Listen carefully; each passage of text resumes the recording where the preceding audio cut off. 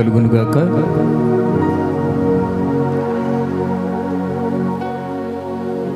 దేవాది దేవుడు మహోన్నతుడైన యేసుక్రీస్తు వారి యొక్క పాదచెంత చేరి ఈ శుభ శుక్రవారము గుడ్ ఫ్రైడే ఈ దినమున మనమందరము సంతోషించవలసిన దినం ఇది. ఎందుకు అంటే ఆయన శిలువ మరణము లేకపోతే మనకు పరలోక భాగ్యము లేదు. ఆ శిలువ మరణము ద్వారా మనమందరము పాపమనే అడ్డుగోడను జయించి ఆయన రక్తం ఇచ్చి సంపాదించిన సంఘములో చేరడానికి ఆయన మరణము మనకింతటి భాగ్యాన్ని ఇచ్చింది. మనమందరము మరణించవలసిందే, కానీ ఆయన నిరంతరము నిలిచి ఉండే యాజకుడు. కొద్ది దినాలు ఈ సంఘములో మేము పరిచర్య చేస్తాము. ఈ భూమి మీద మేము స్థిరము కాదు, కూర్చున్న మీరు స్థిరము కాదు, నిలుచున్న నేను, ఈ మానవాళి ఎవరు కూడా శాశ్వతము కాదు. మనమందరం ఒకరోజు కన్ను మూయవలసిందే.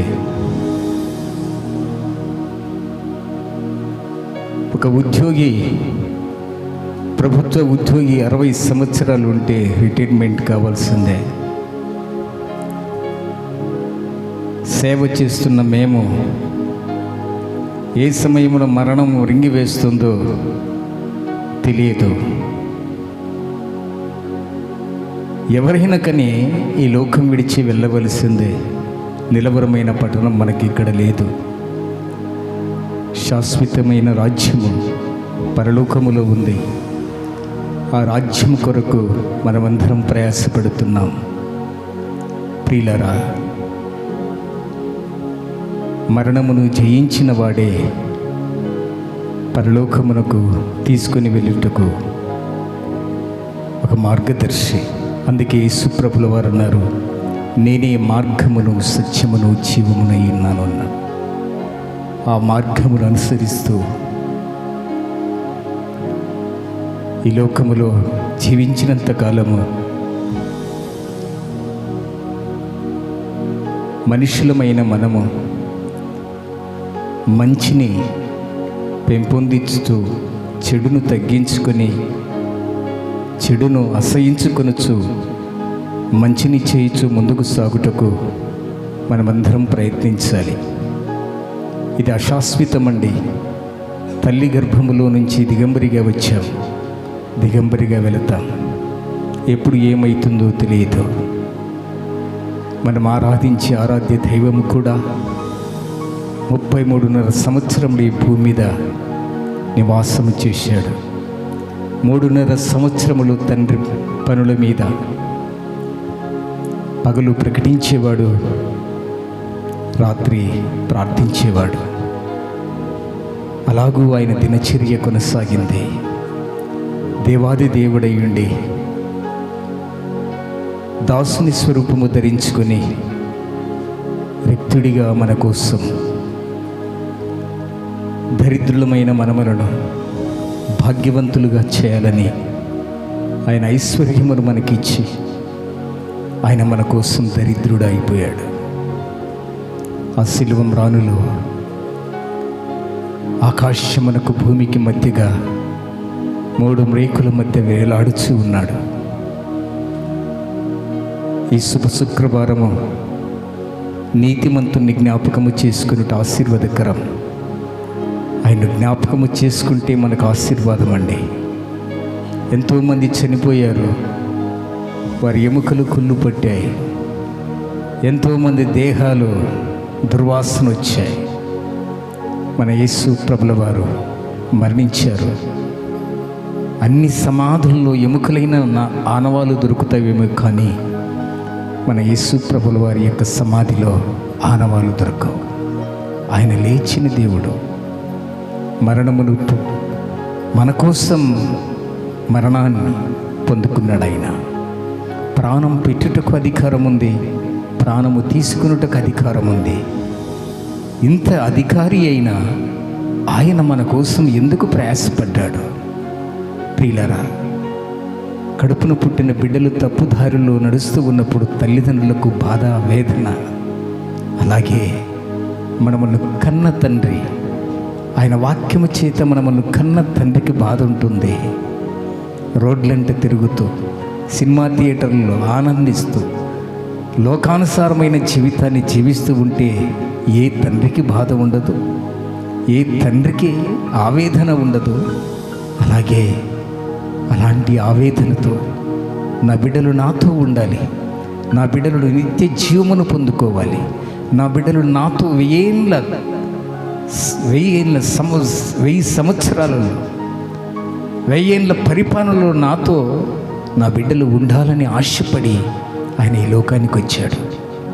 ఆదిమ కాలములో ఆదాము చేసిన పాపానికి ప్రతిగా ఆదామును మరలా ఏదేను వనమునకు రప్పించాలని రెండవ ఆదాముగా ఈ లోకానికి వచ్చి మన కోసం ఆయన ప్రాణం పెట్టి మరలా ఏదేను తోటలో మనల్ని చూడాలని ఆశపడ్డాడు. ఆ ఏదేను తోటను పోగొట్టుకున్నాం. పరలోకమనే ఏదేను తోటలో మనందరినీ సమకూర్చాలని ఈ లోకానికి వచ్చి ఆయన ప్రాణం పెట్టాడు. మరణ శాసనమును రాసుకున్నాడు ఆయన. రండి, దేవుడు నా హృదయములో ఉంచిన ఆ తలంపులను మనము ధ్యానించుదాం. ఆ వాక్యాలను, లేఖనాలను ధ్యానించుదాం. ఒక తల్లికి ఒక వేదన ఉంటుంది. 9 మాసాలు 10 మాసాలు అయితే బిడ్డ బయటికి రావాలని ఆతురత పడుతూ ఉంటుంది. ఆ ప్రసవించే తల్లికి చాలా ఆందోళన, ఎంతో పెయిన్ అనుభవిస్తుంది. ఈరోజు కూడా దేవుని యొక్క వాక్యం, దేవుడు నా నోటిలో, నా ఆత్మలో ఉంచిన ఈ వాక్యాన్ని మనమందరం శ్రద్ధగా విని ఆ వాక్యాన్ని అనుసరించి నడుచుకొని ఈ లోకములో మనమందరము ప్రియులారా ఆయనను పోలి నడుచుకోవటానికి ఈ వాక్యాన్ని దేవుడు మనకిస్తూ ఉన్నాడు. రండి, ధ్యానించుదాం ఆ వాక్యాన్ని. హెబ్రీలకు రాసిన పత్రిక 9వ అధ్యాయము 16వ వచనం. హెబ్రీలకు రాసిన పత్రిక 9వ అధ్యాయము 16వ వచనం. మరణ శాసనం ఎక్కడ ఉండునో అక్కడ మరణ శాసనము వ్రాసిన వాని మరణము అవశ్యము. ఆ శాసనమును వ్రాసినవాడు మరణము పొందితేనే అది చెల్లును. అది వ్రాసినవాడు జీవించుచుండగా అది ఎప్పుడైనను చెల్లునా? ఇందుచేత మొదటి నిబంధన కూడా రక్తము లేకుండా ప్రతిష్ఠింపబడలేదు. ధర్మశాస్త్ర ప్రకారము మోషే ప్రతి ఆజ్ఞను ప్రజలతో చెప్పిన తర్వాత ఆయన నీళ్లతోనూ రక్తవర్ణము గల గొర్రె బొచ్చుతోనూ హిస్సోపుతోనూ కోడెల యొక్కయు మేకల యొక్కయు రక్తమును తీసుకొని దేవుడు మీ కొరకు విధించిన నిబంధన రక్తము ఇదే అని చెప్పుచు గ్రంథము మీదను ప్రజలందరి మీదను ప్రోక్షించెను. ఏమి ప్రోక్షించాడు? ఆయన రక్తాన్ని, గొర్రెపిల్ల యొక్క రక్తాన్ని ప్రోక్షించాడు. ప్రియ దైవ జనాంగమా, ఇక్కడ రాయబడిన మాటను మనము గమనిస్తే మరణ శాసనము ఎక్కడ ఉండునో అక్కడ మరణ శాసనము వ్రాసిన వాని మరణము అవశ్యము. ఆ శాసనమును వ్రాసినవాడు మరణము పొందితేనే అది చెల్లును. అది వ్రాసినవాడు జీవించుచుండగా అది ఎప్పుడైనను చెల్లునా? అర్థమైందా ఈ మాట? మరణ శాసనము అనగా వీలునామా. బిడ్డలకు తండ్రి వీలునామా రాస్తాడు. ఆ వీలునామా ఎప్పుడు చెల్లుతుంది ఆ బిడ్డలకి? ఆ ఆస్తి హక్కు ఎప్పుడు పొందుకుంటారు అంటే, తండ్రి బ్రతికున్నంత కాలం పిల్లలకు హక్కు ఉండదు. తండ్రి ఎప్పుడైతే చనిపోతాడో ఆ వీలునామా మీద ఆ బిడ్డలకు ఆస్తి హక్కు ఉంటుంది. ఈ మాటను బాగా అర్థం చేసుకునండి. అందరూ నా వైపు చూడండి ప్రియులారా. ఈ మరణ శాసనము అంటే ఇది ఒక వీలునామా. ఆ వీలునామా తన బిడ్డలకు తండ్రి రాసిచ్చినట్లుగా, తండ్రి బ్రతికున్నంతసేపు ఆ ఆస్తి మీద బిడ్డలకు హక్కు ఉండదు.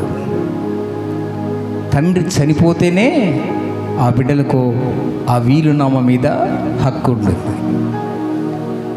ఈ మాటలో అర్థం ఏమిటి అంటే, ఇక్కడ అంటున్నాడు చూడండి, ఆ శాసనమును వ్రాసిన వాడు మరణము పొందితేనే అది చెల్లును. నేను ఒక శాసనము రాసుకున్నాను, ఒక వీలునామా. అది నేను చనిపోతేనే నా బిడ్డలకి అది చెల్లుతూ ఉంటుంది. ఇప్పుడు మరణ శాసనము రాసుకున్నాడు ఎవరు?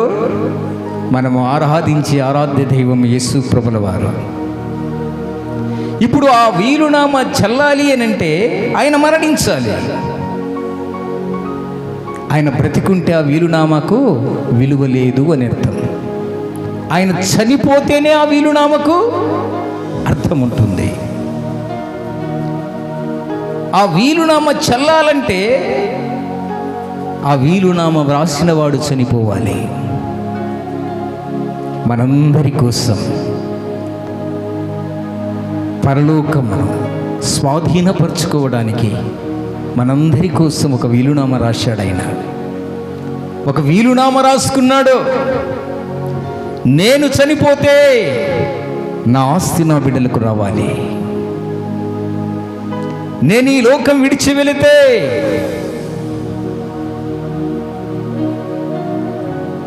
ఈ ఆస్తికి హక్కుదారులు వారు కావాలి అని ప్రియులారా, భూమి మీదికి రాక మునిపే ఆయన ఒక వీలునామా రాసుకున్నాడు. యెషయా గ్రంథములో 53వ అధ్యాయము ప్రవక్తలందరూ 750 సంవత్సరముల ముందే యేసు ప్రభుల వారి యొక్క మరణాన్ని గురించి రాశారు. క్రీస్తుకు పూర్వం ఒక మరణ శాసనము రాసుకున్నాడు ఆయన. ఎందుకు? ఆయన మరణిస్తే ఆస్తి ఎవరికి? ఆయన బిడ్డలకి. ఎవరైతే యేసు క్రీస్తు రక్తములో కడగబడి ఆయన నామాన్ని విశ్వసించి ఆయన్ను ఘనపరుస్తూ ఆయన్ను ఆరాధిస్తూ ఆయన రక్తములో కడగబడి ఆయన జీవము కలిగిన దేవుని సంఘములో సహవాసము చేస్తున్నారో వారికి ఒక వీలునామా రాసి వెళ్ళాడు ఆయన. చప్పట్లు కొడదామా? ఒక వీలునామా రాశాడు ఆయన.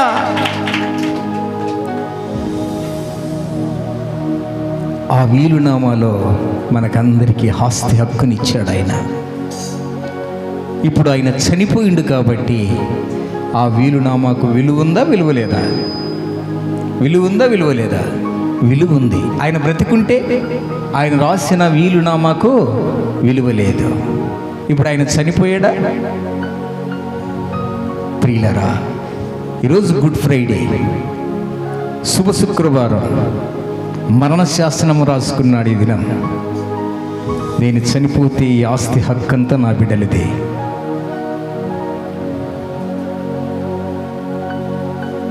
నాకు బదులుగా నా తమ్ముడు చనిపోతే నా బిడ్డలకు ఆస్తి హక్కు రాదు. నాకు బదులుగా నా అన్న చనిపోతే నా బిడ్డలకు ఆస్తి హక్కు రాదు. క్రీస్తునందు ప్రియ దైవ జనాంగమా, మన ఆరాధ్య దైవమైన యేసు ప్రభుల వారు వీలునామా రాసి ఈ దినం ఆయన చనిపోయాడు.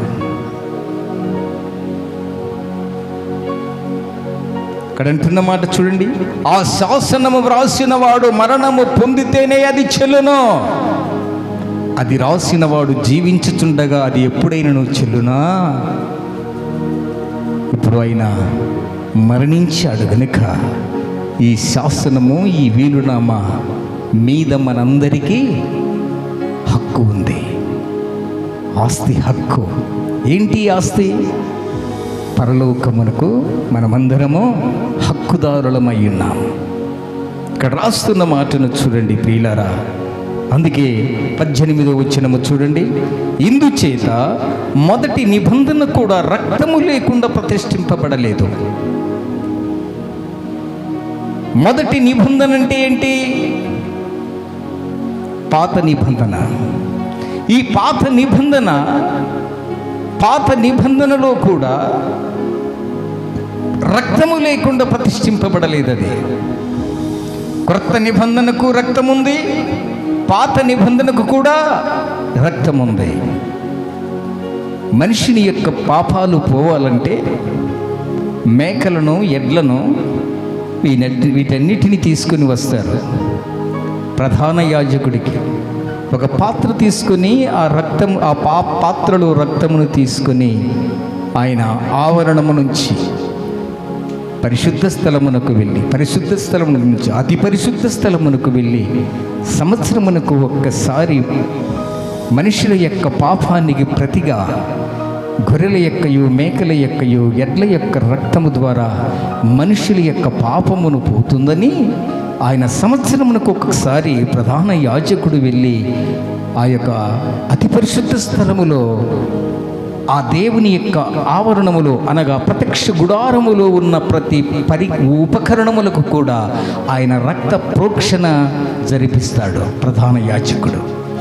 ఆ మందిరములో ఎలాంటి పాత్రలు ఉన్నాయో, ఉపకరణములు ఎలాంటి పాత్రలు ఉన్నాయో ప్రియులారా, అన్ని పాత్రల మీద కూడా ఈ గొర్రెల యొక్కయు, మేకల యొక్క, ఎడ్ల యొక్క రక్తమును ప్రోక్షించేవాడు. ఎందుకు అంటే ఆ రక్తము ద్వారా మనుషులు చేసిన పాపాన్ని పరిహరిస్తారని, మనుషులు చేసిన పాపము పరిహరింపబడుతుందని ప్రధాన యాజకుని దగ్గరికి ప్రియులారా గొర్రెలను, మేకలను, ఎడ్లను తీసుకుని వచ్చేవారు మనుషులు. ఈ మొదటి నిబంధనలో రక్తము చిందించాలంటే ఎవరి రక్తము చిందించారు? అక్కడ గొర్రెలయు, మేకలయు, ఎడ్ల యొక్క రక్తములను చిందించారు. ఇది మొదటి నిబంధన. పాత నిబంధన ఎవరికి ఇచ్చారు? అది ఇశ్రాయేలు ప్రజలకు ఇచ్చాడు. ఇశ్రాయేలీయుల ప్రజల కోసం, ఇశ్రాయేలు ప్రజలు పాపము చేస్తే ప్రియులరా మూగ జీవుల యొక్క ప్రాణాన్ని, ఆ యొక్క జంతువులను వధించి రక్తమును ప్రియులరా ఆ యొక్క ప్రత్యక్ష గుడారములో ప్రోక్షించి పాపము చేసిన వారి మీద ప్రోక్షింపబడినప్పుడు వారి పాపాలు పరిహరింపబడతాయని మూఢనమ్మకముతో బ్రతికేవారు. ఈ మూగ జీవులు, ఈ జంతువులు, ఈ పశువులు కూడా ఎలాంటివంటే ఇవన్నిటికీ మగ ఉంటుంది, ఆడ ఉంటుంది. మగ ఉంటుంది, ఆడది ఉంటుంది. ఆడ మగలు ఎందుకు? కామము, క్రోధము, మోహము, మదము, మాశ్చర్యము. కామ, క్రోధ, మోహ, మదమాశ్చర్యములతో ఉన్న ఆ పశువులు, ప్రతి ఒక్క జంతువులకు కూడా ప్రతి ఒక్కటి కూడా పాపము చేసినవే. అయితే వీటి ద్వారా మనుషునికి పాప క్షమాపణ లేదని రెండవ నిబంధనను తీసుకుని వచ్చాడు. ఈ రెండవ నిబంధనే క్రొత్త నిబంధన. అంటే పాత నిబంధన కొట్టివేయబడిందా? క్రొత్త నిబంధన, పాత నిబంధన. ఇది ఒక కత్తెర లాంటిది. కత్తెరలకు ఎన్ని ఉంటాయి? 2 కత్తులతో కూడిన కత్తెర అంటారు దాన్ని. పాత నిబంధన ఒక కత్తి అయితే క్రొత్త నిబంధన కూడా ఒక కత్తి. రెండు కత్తుల యొక్క కలయికనే బైబిల్ గ్రంథం. పాత నిబంధనల కోసం ఆయన రక్తమును కార్చాడు. ఎవరి రక్తము? ఎవరి రక్తము? మేకల యొక్క రక్తము, గొర్రెల యొక్క రక్తము. హెబ్రీలకు రాసిన పత్రిక 10వ అధ్యాయము 4వ వచనం. హెబ్రీలకు రాసిన పత్రిక 10వ అధ్యాయము 4వ వచనం. ఏలయనగా ఎడ్ల యొక్కయు మేకల యొక్కయు రక్తము పాపములను తీసివేయుట సాధ్యమా?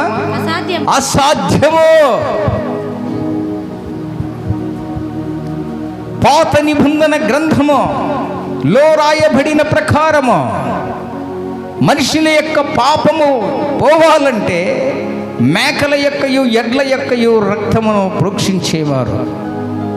ఇక్కడ చెప్తున్న మాట ఏమిటంటే, మేకల యొక్కయు ఎడ్ల యొక్కయు రక్తముతో పాపము పోవుట అసాధ్యము అంటాడు. ఇప్పుడు అసాధ్యమైన దాన్ని సాధ్యపరచాలంటే కామ క్రోధ మోహ మదమాశ్చర్యములు లేని, హెబ్రీలకు రాసిన పత్రిక 7వ అధ్యాయము 26వ వచనం. హెబ్రీలకు రాసిన పత్రిక 7వ అధ్యాయం 26వ వచనం. పవిత్రుడును నిర్దోషియు నిష్కల్మషుడును పాపులలో చేరక ప్రత్యేకముగా ఉండువాడును ఆకాశ మండలము కంటే మిక్కిలి హెచ్చైన వాడును ఇట్టి ప్రధాన యాజకుడు మనకు సరిపోయినవాడు. ధర్మశాస్త్రము బలహీనత గల మనుషులను యాజకులుగా నియమించుకొనును. కానీ ధర్మశాస్త్రమునకు తరువాత వచ్చిన ప్రమాణపూర్వకమైన నిరంతరమును సంపూర్ణ సిద్ధి పొందును. చపల కొట్టి దేవుని మహిమపరుస్తాము. ప్రియ దైవ జనాంగమా, అక్కడ పాత నిబంధనలో ఒక ప్రధాన యాజకుడు ఉండేవాడు.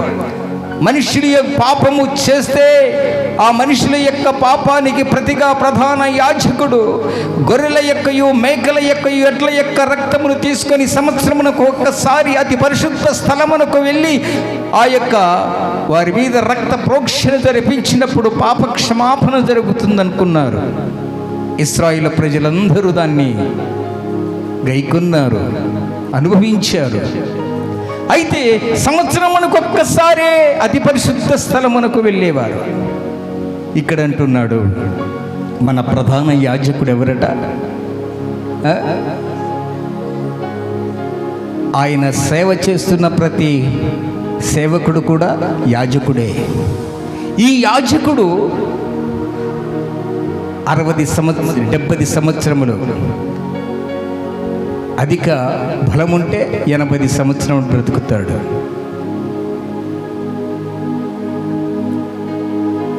ఈ 80 సంవత్సరములు బ్రతికి ఎక్కడికి వెళ్తాడు? మట్టి అయిన మనుష్యుడు మట్టిలోనికే వెళ్తాడు.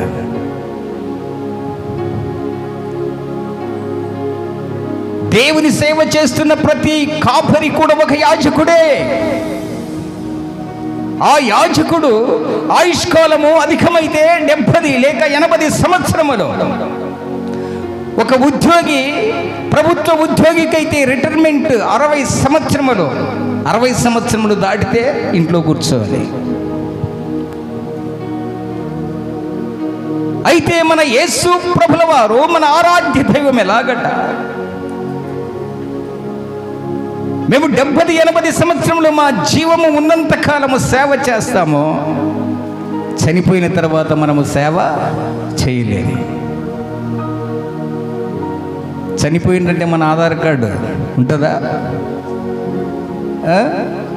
ఆధార్ కార్డులో పేరు ఉండదు, ఓటర్ లిస్టులో పేరు ఉండదు.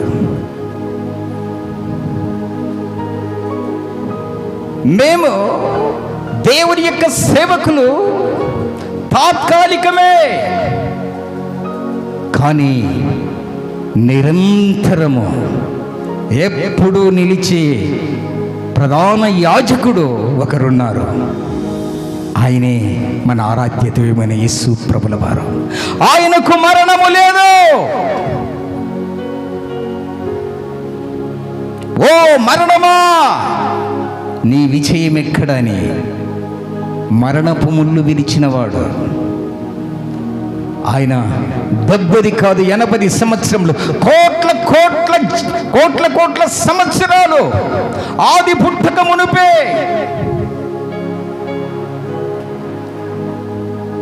ఆయన శాశ్వత కాలం ఉండే దేవుడు. ఆయన నిరంతరము మనకు యాజకుడై ఉన్నాడు.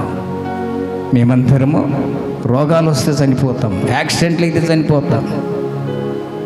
కానీ ఆయన అలాంటి వాడు కాదు. నిరంతరము ఆయన యాజకత్వం వహిస్తూనే ఉన్నాడు. క్రీస్తునందు ప్రియ దైవ జనాంగమా, మొదటి నిబంధన పాత నిబంధన కొనసాగింపే క్రొత్త నిబంధన. పాత నిబంధన లేనిది క్రొత్త నిబంధన లేదు. పాత నిబంధన లేనిది క్రొత్త నిబంధన లేదు. ఆయన పాత నిబంధన నెరవేర్చి కుట్టివేశాడు. పాత నిబంధన నెరవేర్చాడు ఆయన. పాత నిబంధనను నెరవేర్చడానికి ఇక్కడికి వచ్చాడు ఆయన భూలోకానికి. ఈ పాత నిబంధన ఎలాంటిది అని అంటే, ప్రియులారా, ఒక మనిషి నిలబడ్డప్పుడు ఒక నీడ నీ వెనక పడుతూ ఉంటుంది. నీడ ఒక మనుష్యుని సూచనగా చూపిస్తూ ఉంటుంది. ఒక మనుష్యుడు నిలబడినాడు అంటే నీడ ఒకటి ఉంటుంది. ఎయిర్పోర్ట్కి వెళ్ళండి. ఎయిర్పోర్ట్కి వెళ్ళి టికెట్ ఇన్స్పెక్టర్ ఉంటాడు అక్కడ. ఇన్స్పెక్టర్ అడుగుతాడు, ఏమడుగుతాడు? టికెట్ ఉందా అని అడుగుతాడు.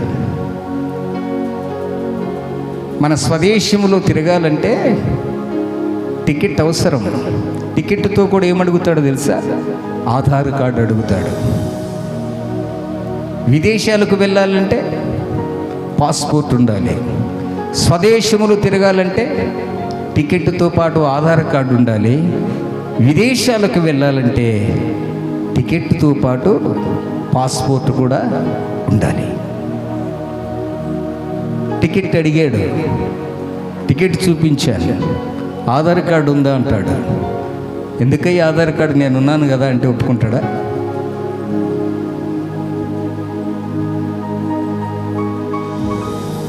ఆధార్ కార్డు ఎందుకు, నేను ఇక్కడ నిలుచుకున్నాను కదా ఇన్స్పెక్టర్ గారు అంటే ఒప్పుకుంటాడు ఇన్స్పెక్టర్ గారు?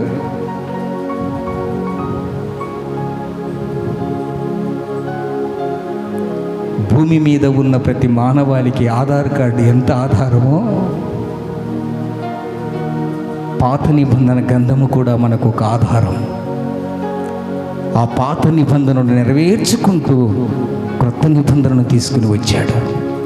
పాత నిబంధనంతా మేకలతో, ఎడ్లతో, గొర్రెలతో, ఆయన రక్తముతో, ఆ గొర్రెల యొక్క, ఎడ్ల యొక్క, మేకల యొక్క రక్తముతో మనుషుల యొక్క పాపాన్ని కడిగి వేసేవారు. కానీ పాపము పోలేదు.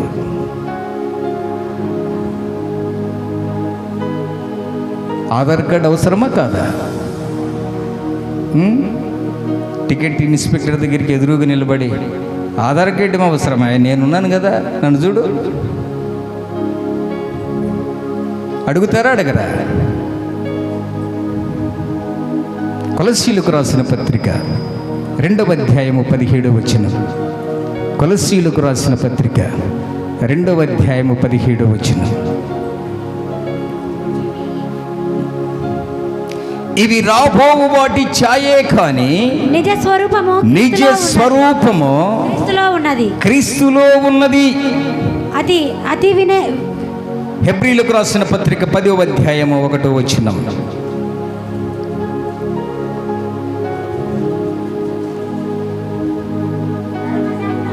ధర్మశాస్త్రము రాబోవుచున్న మేలుల ఛాయగలదే కానీ వస్తువుల నిజ స్వరూపము ఆ వస్తువుల నిజ స్వరూపమును కలది కాదు. కనుక ఆ యాజకులు ఏటేటా ఎడతెగకుండా అర్పించు ఒకటే విధమైన బలులు, నిజమైన బలులు. ఏట ప్రధాన యాజకుడు వెళ్ళి ఆయన బలులు అర్పించేవాడు. ఎలాగట? ప్రియులారా, ధర్మశాస్త్రము రాబోవుచున్న మేలుల ఛాయే, అంటే నీడ. ధర్మశాస్త్రం ఇప్పుడు ఏమనుకోవాలి మనము? నీడ. Very good. ధర్మశాస్త్రము ఒక నీడ. నిజస్వరూపము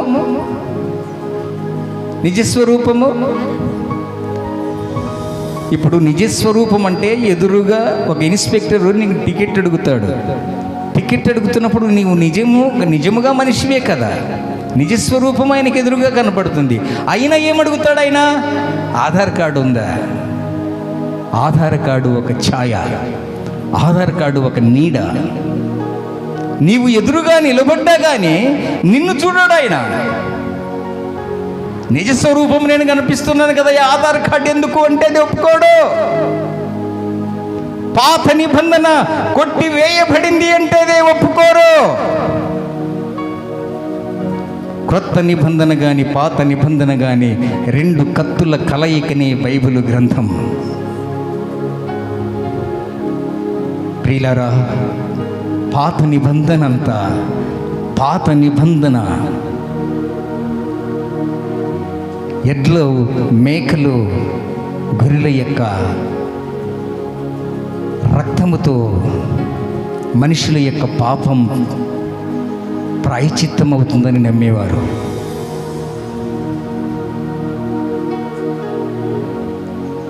ఇప్పుడు పాపము పోవాలంటే ఎవరి రక్తము కావాలి? హెబ్రీయులకు రాసిన పత్రిక 10:7-26 చదివాము కదా. మైక్ తీసుకొని చదవండమ్మా. 7వ అధ్యాయం 26వ వచనం. పవిత్రుడును నిర్దోషియు నిష్కల్మషుడును పాపులలో చేరక ప్రత్యేకముగా ఉండాలి. అందుకే ప్రభుల వారు అంటారు, నాలో పాపమున్నదని మీలో స్థాపించగలవాడు ఎవడు? ఆయన పాపము లేనివాడండి, నిర్దోషి, దోషము లేదు ఆయనకు, నిష్కల్మషుడు, కల్మషము లేదు ఆయనకు.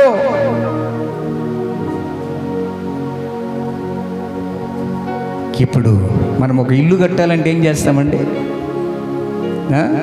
గొర్రెనో మేకనో కోడినో దేనొక దాన్ని వధించేస్తాం. ఎందుకు? రక్త ప్రోక్షణ. ఆ రక్త ప్రోక్షణ ఎందుకు? కడప మానుకు పోయాలి.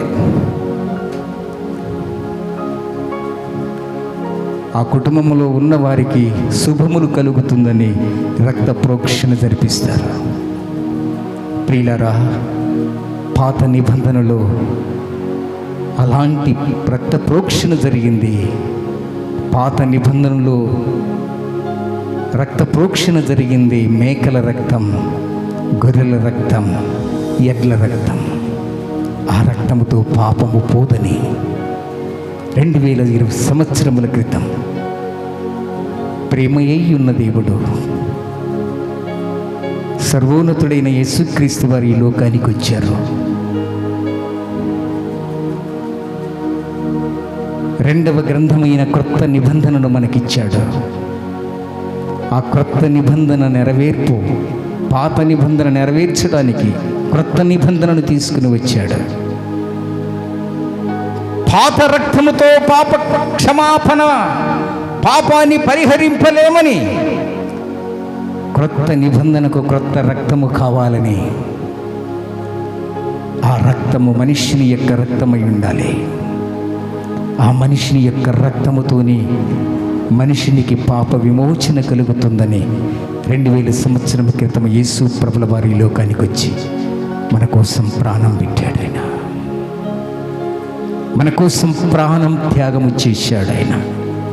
అందుకే చూడండి బైబిల్ గ్రంథములో ప్రియులరా, హెబ్రీయులకు రాసిన పత్రిక 7వ అధ్యాయము 18వ వచనం. ఆ ధర్మశాస్త్రము దేనికి సంపూర్ణ సిద్ధి కలుగ చేయలేదు గనుక ముందీయబడిన ఆజ్ఞ బలహీనమైనందున, నిష్ప్రయోజనమైనందున అది నివారణ చేయబడి ఉన్నది. అంతకంటే శ్రేష్టమైన నిరీక్షణ దాని వెంట ప్రవేశపెట్టబడెను. దీని ద్వారా దేవుని యొద్దకు మనమందరము చేరుచున్నాము. చప్పట్లు కొట్టి దేవుని మేము పడతాం. క్రొత్త నిబంధనని గ్రంథము ద్వారా పాత రక్తముతో కాకుండా, పాత రక్తం ఏంటి? మేకల యొక్క రక్తము, జంతువుల యొక్క రక్తముతో పాపము పోదని, పాపం ప్రక్షాళన చేయలేరని. ప్రియులారా, మనిషిని యొక్క పాపమును ఆ యొక్క జంతువుల యొక్క, పశువుల యొక్క రక్తము తీసివేయదని, ఇక పవిత్రుడు, నిష్కల్మషుడు, ఏ దోషము లేని సర్వోన్నతుడైన యేసుక్రీస్తు వారి యొక్క రక్తాన్ని, ప్రశస్త రక్తాన్ని మనకిచ్చాడు. పాత నిబంధనది పాత రక్తం. పాత రక్తం అంటే ఎవరి రక్తం? అది గొర్రెల రక్తము, మేకల రక్తం. ఇప్పుడు ఏ రక్తం కావాలి? ఇప్పుడు మనుష్యుడు రక్షింపబడాలంటే క్రొత్త నిబంధనకు క్రొత్త రక్తము కావాలి. ఆ రక్తం ఎవరిది? పాపము లేని వానిది కావాలి. జంతువులు పాపము చేస్తాయి, పక్షులు పాపము చేస్తాయి, పశువులు పాపము చేస్తాయి. పాపము చేసిన దాన్ని ప్రత్యక్ష గుడారములో బలిపీఠము దగ్గర వధించినా కానీ ఇది తాత్కాలికమే. నీ పాపము పోదు. ఆదివారం చర్చికి వస్తావు, సోమవారం నుంచి శనివారం వరకు లోకమే. అది తాత్కాలికమే. ఆ బలి అర్పణ చేత మానవుని యొక్క పాపము తీసివేయబడదు.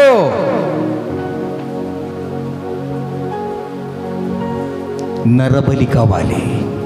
నరవరీతిగా నరవ రూపము దాల్చుకొని దాసుడు యేసుక్రీస్తు వారి లోకానికి వచ్చి వధింపబడిన గొర్రె పిల్ల వలె మౌనముగా వహించు.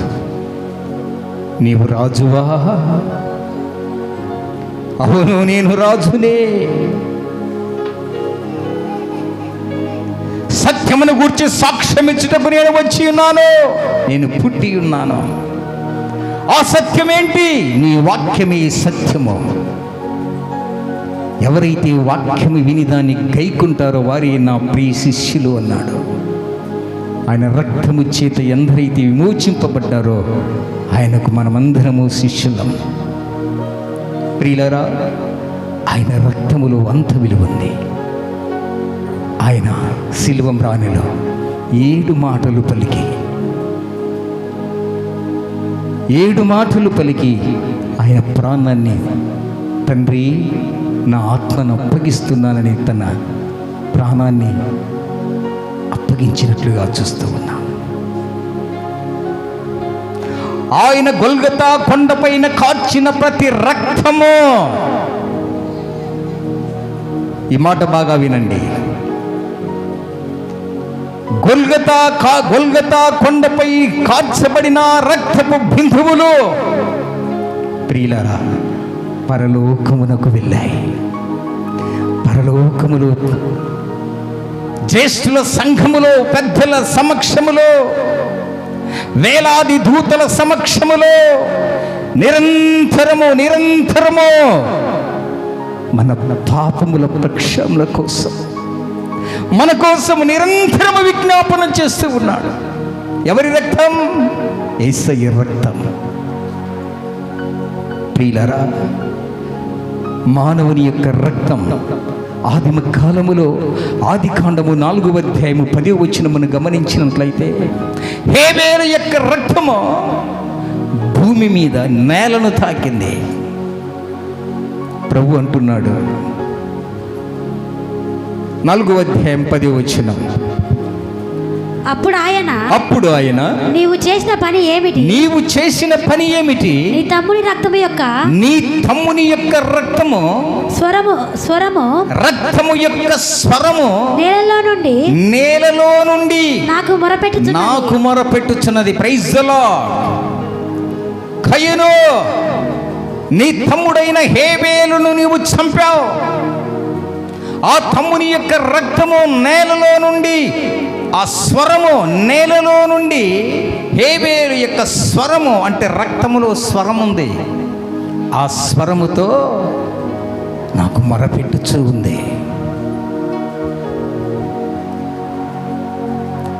హేబేలు యొక్క రక్తము మొరపెడుతూ ఉంది. అయితే యేసయ్య రక్తము పరలోకములో మొరపెడుతుంది. హేబేలు యొక్క రక్తము నేల మీద మొరపెడుతుంటే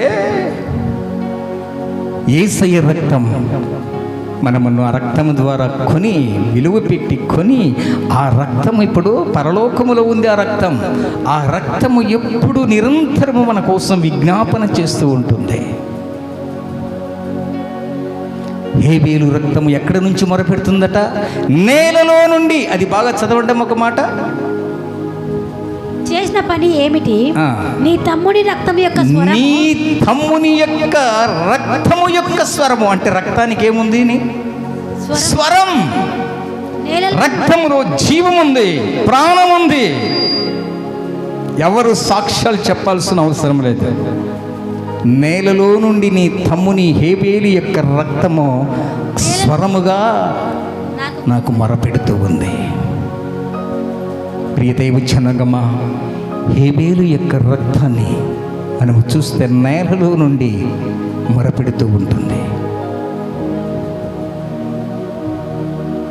తన తమ్ముడైన హేబేలును చంపిన కయ్యూను, తన తమ్ముడు నీతిమంతుడైన హేబేలును చంపినందుకు 7 రకాలైన శాపాలు కయ్యూను తల మీదకి వచ్చాయి. ఎవరిని చంపినందుకు? తన తమ్ముడైన హేబేలును చంపినందుకు 7 రకాలు కలిగిన శాపాలు ఆయనకు వచ్చాయి. 7 రకాలు కలిగిన శాపాలు వచ్చాయి. ప్రియులారా, ఇక్కడ మనము గమనించినట్లయితే చూడండి. అలాగే 4వ అధ్యాయం 10వ వచనం చదవమ్మా, కంటిన్యూ.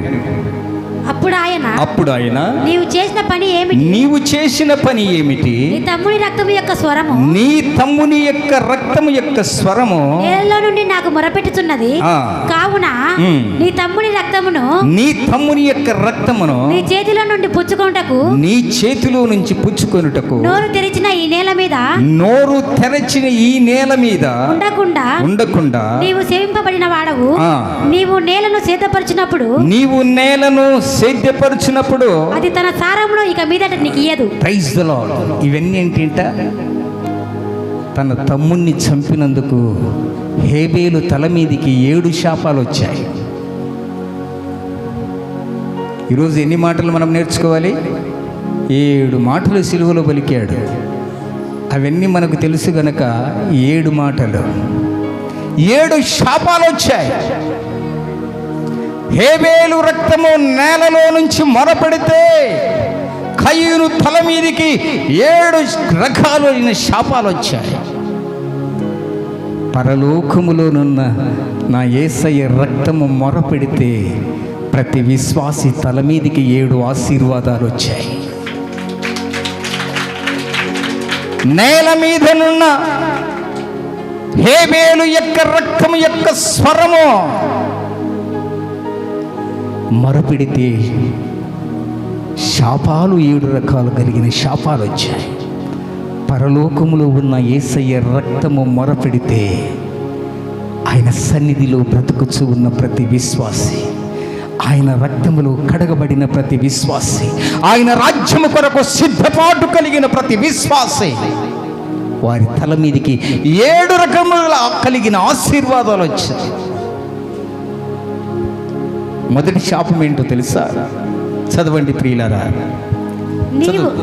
నీవు నేలను సిద్ధపరిచినప్పుడు అది తన సారమును ఇక మీదట నీకు ఇయ్యదు.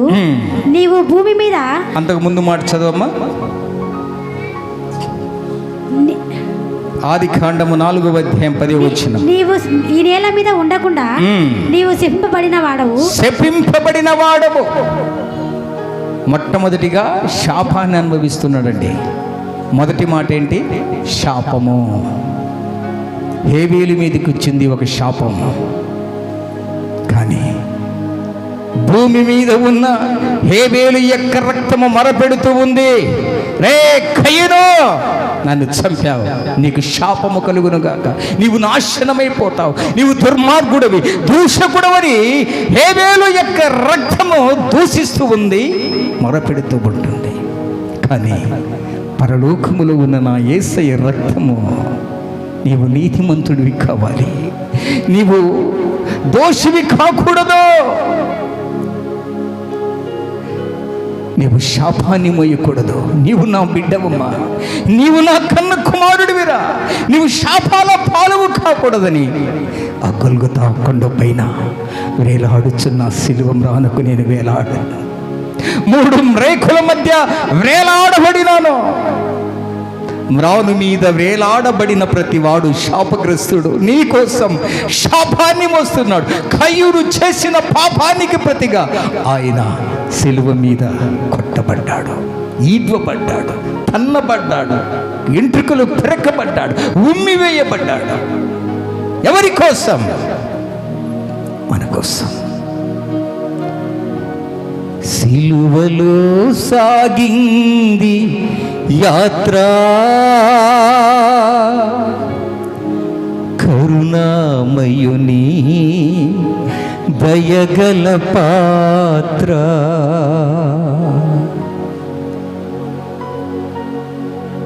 ఇది ఎవరి కోసమో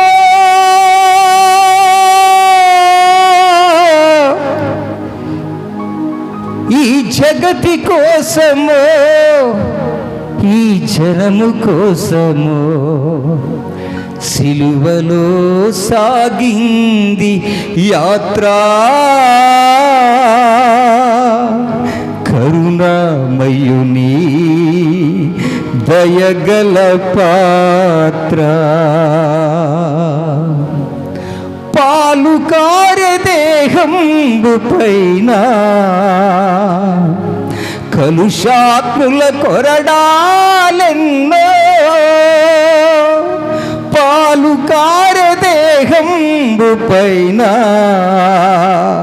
కలుషాత్ముల కొరడాలెన్నో నాట్యమాడినాయి.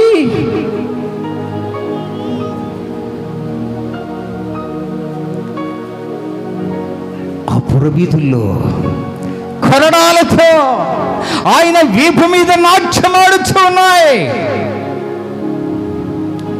నోరు తెరువలేదాయ ప్రేమ, బదులు పలుకలేదాయ ప్రేమ,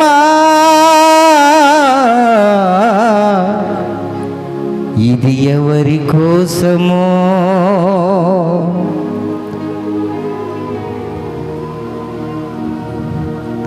రక్తవర్ణుడైపోయాడు. ధవలవర్ణుడైన యేసు ప్రభువారు రక్తవర్ణుడైపోయాడు నీ శాపము కోసం. ఓ కయ్యూను, నరహంతకుడివా నీవు? కన్న తల్లిని చంపేవో కసాయి,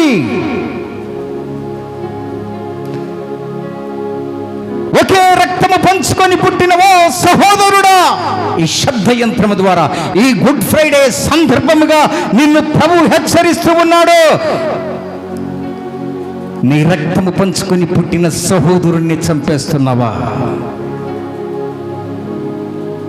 సహోదరుడు ఒకే గర్భములో నుంచి వచ్చినవాడు, ఒకే గర్భములో నుంచి, హవ్వమ్మ గర్భములో నుంచి జన్మించినవారు. హేబేలును అన్యాయంగా చంపేశాడండి. ఇప్పుడు హేబేలు యొక్క రక్తం ఎక్కడుంది? నేలలో నుంచి మొరపెడుతూ ఉంటుంది. రే, నన్ను అన్యాయంగా చంపావురా, అన్యాయంగా చంపావు, నీకు శాపము రాను.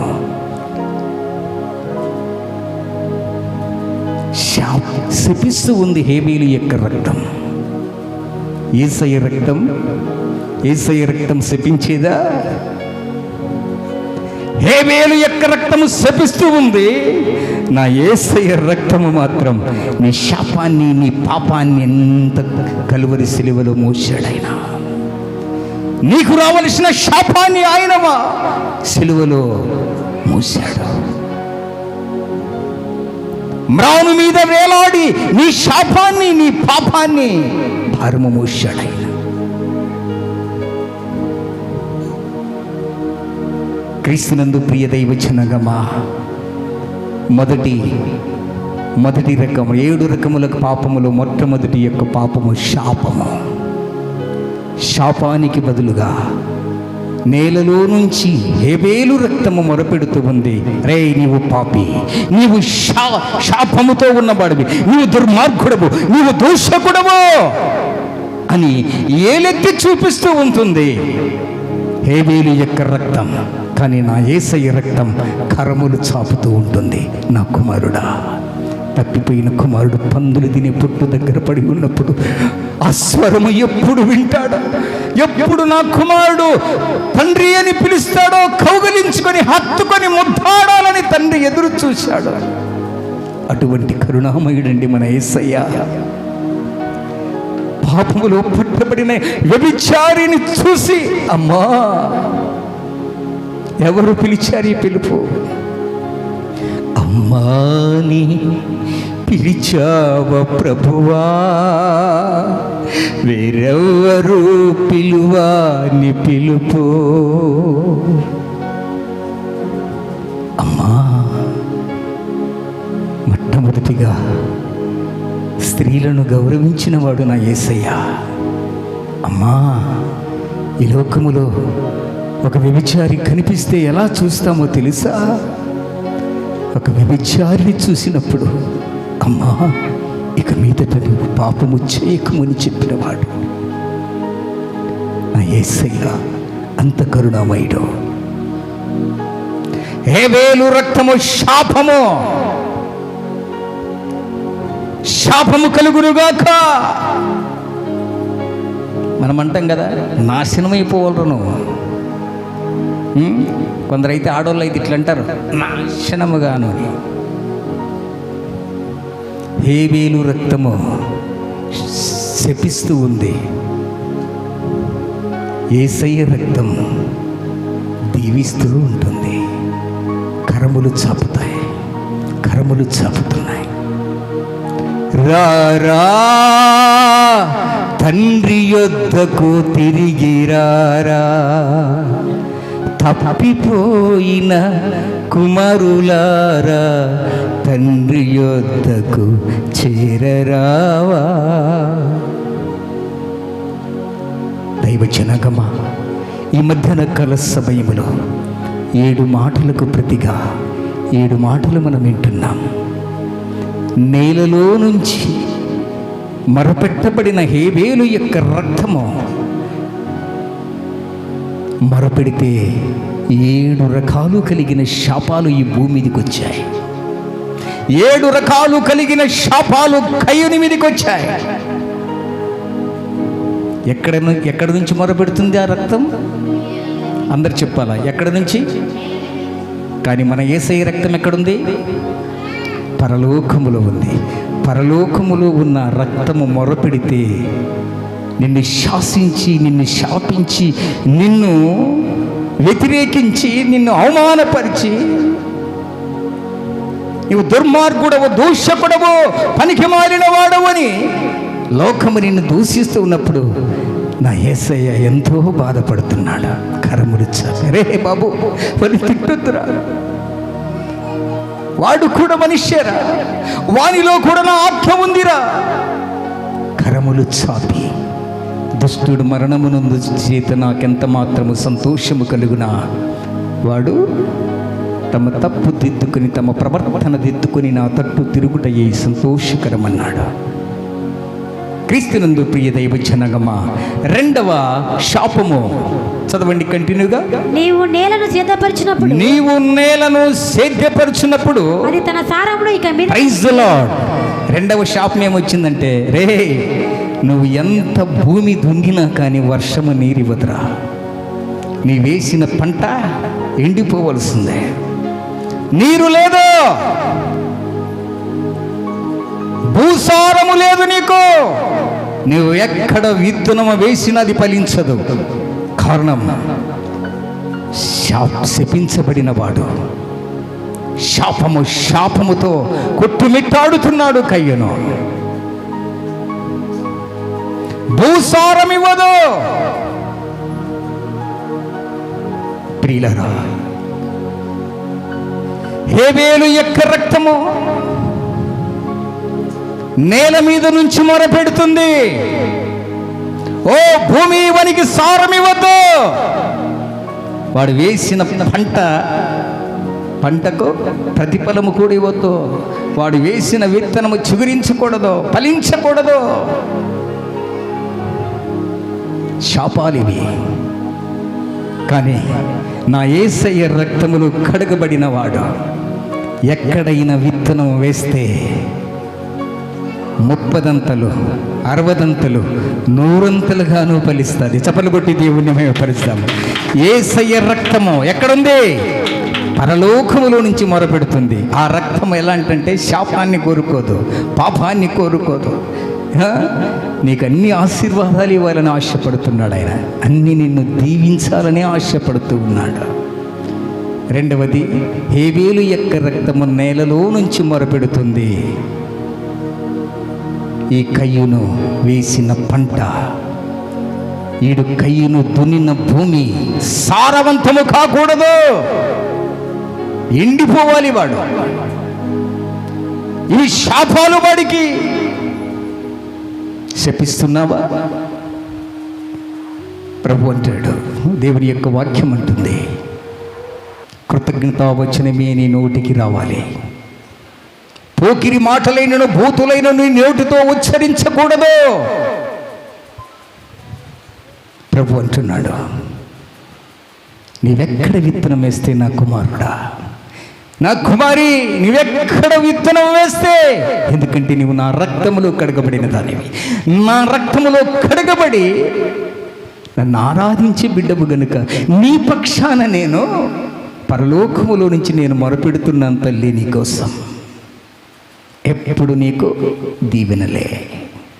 నీ వేసిన విత్తనం అది నీటితో ఫలించి అది భూసారము గలదై చెట్టై మొక్కై వృక్షమై 30 60 100 ఫలమిస్తుంది. చూడండి ఇస్సాకుని ఎలా దీవించాడు. ఆదికాండము 26వ అధ్యాయం చదవండి.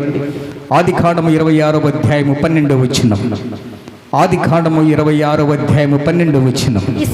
ఇస్సాకు ఆ దేశమందుండి విత్తనము వేసి ఆ సంవత్సరము 100 ఫలము పొందెను. ఎంతమ్మా? అందరు చెప్పండి, ఎంత? 100 ఫలం. యేసు రక్తములో కడగబడిన తర్వాత యేసు రక్తము పరలోకములో నుంచి నీకోసం మొరపెడుతూ ఉంది. నా బిడ్డ పంట వేస్తున్నాడు, విత్తనం వేస్తున్నాడు. మోషే ప్రార్థించగా ఆహారము కురిపించితివి, యెహోషువ ప్రార్థించగా సూర్య చంద్రుల నాపితివి. ఎలియా ప్రార్థించాడు, ఎలీషా ప్రార్థించాడు.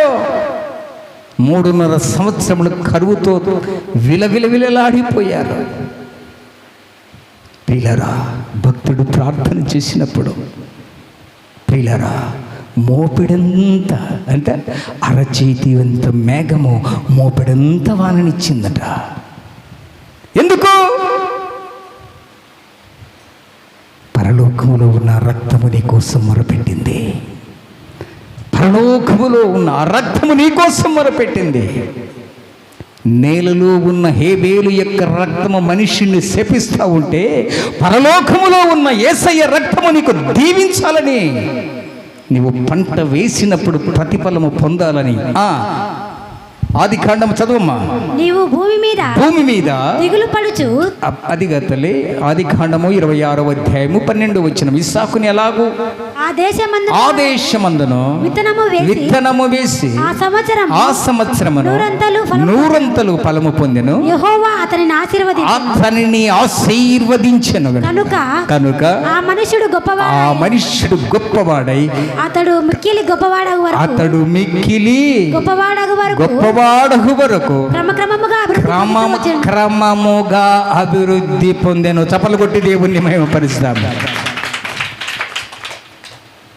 ఇతడు ఆశీర్వాదం పొందడానికి కారణం ఏంటి ప్రియులరా? యేసు ప్రభుల వారి యొక్క రక్తము ఆయన కోసం మొరపెడుతూ ఉంటుంది. ప్రియులరా, పాపముతో మొరపెడితే ఆయన ఆలకించడు, శాపముతో మొరపెడితే ఆయన ఆలకించడు.